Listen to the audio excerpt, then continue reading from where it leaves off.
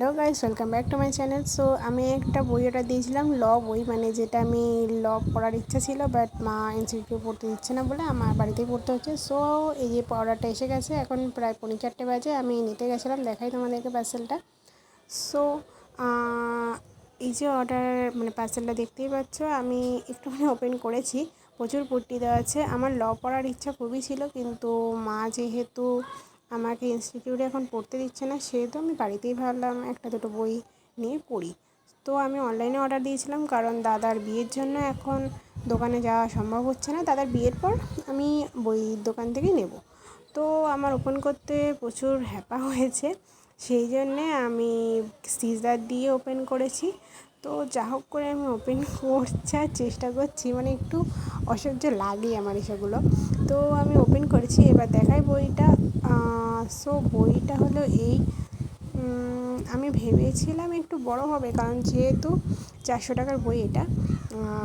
Online থেকে 400 টাকার বই, মানে বুঝতেই পারছেন সেই বইটার কতটা মোটা হওয়া দরকার। তো মোটাও না, এবার দেখি ভেতরে কী আছে না আছে।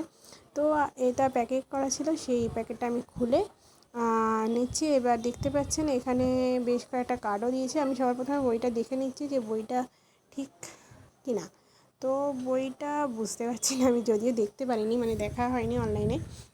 সো দাদাও এসে দেখার জন্য। বইটা ঠিক আছে, বাট আমার পছন্দ হয়নি, সিরিয়াসলি।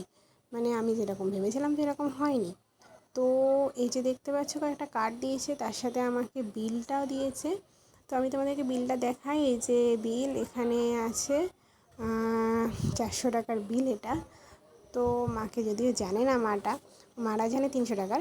আমার টাকা দিয়েই কেনা, মানে আমার স্যালারি দিয়েই। তো এই যে কয়েকটা কার্ডও দিয়েছে।